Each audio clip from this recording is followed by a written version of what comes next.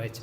আমরা প্রথমে আসি যে যজ্ঞ উপবিদ, যে ব্রাহ্মণরা তো যজ্ঞ উপবিদ ধারণ করে, মানে পৈত আর কি। বলছে পৈত কেন করে, বলছে মা কেন পৈতে পড়লেন, বলছে পৈতে যে পড়ে না যজ্ঞ উপবিদ দেখবেন তিনটা করে এরকম 3টা গুণ রয়েছে, 1 2 3, দেখেছেন তো যজ্ঞ উপবিদের 3টা গুণ রয়েছে, তিনটা করে করা হয়, যে 3টা গুণ রয়েছে।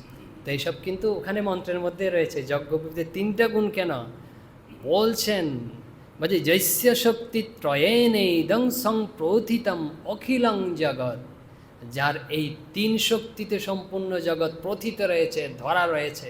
3 শক্তি কি একটু সহজভাবে বলছি, প্রথমে একটু কঠিনটা বলে দিই, সহজভাবে বলছি। 3টা শক্তি হচ্ছে একদম শাস্ত্রীয়ভাবে, যে জ্ঞান শক্তি, ইচ্ছা শক্তি, ক্রিয়া শক্তি। এই 3 শক্তির দ্বারাই জগৎ ধরিত আছে। জ্ঞান শক্তি মানে কি, আমরা সব কিছু উপলব্ধি করছি। যদি আমাদের জ্ঞান না থাকে না, কিছুই আমাদের বোধ থাকবে না। তারপর ইচ্ছা শক্তি, আপনাদের ইচ্ছা আছে বলে এখানে এসছেন, ইচ্ছা যদি না থাকে না কেউ এখানে আসতেন না। তারপরে কি ক্রিয়া শক্তি, এই আপনারা শুনছেন মানে একটা কাজ করছেন, এটাকে ক্রিয়া শক্তি বলা হয়। এই সব জগৎ চলছে এই 3 শক্তির প্রভাবে।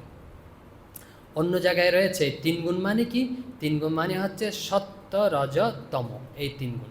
এই 3 গুণ দিয়েই না মা জগৎকে এরকম ধরে রেখেছেন। জগৎ যে সৃষ্টি হয়েছে 3 গুণ দিয়েই সৃষ্টি হয়েছে, পঞ্চভূত এই 3 গুণের মধ্যে দিয়ে জগৎ সৃষ্টি হয়েছে। এই জন্য বলছেন শক্তিত্রয়েণ প্রথিতম ইদম জগৎ, এই জন্য 3টা গুণ পড়া হয়। কেন 10টা গুণ পড়ল না বা 4টা গুণ পড়ল না, 3 গুণ পরে মা কেন, এই যে মন্ত্রেতেই রয়েছে 3টা শক্তি দ্বারাই তিনি ধারণ করে রয়েছেন জগৎ, যজ্ঞ উপবিদের মতো। এখন যাওয়ার আগে একটু আমাদের মায়ের ঘটনা বলি, তারপরে ভালো লাগবে। সব তত্ত্ব হয়ে গেলে না হয়তো। এখন আমাদের এই যে শ্রী শ্রী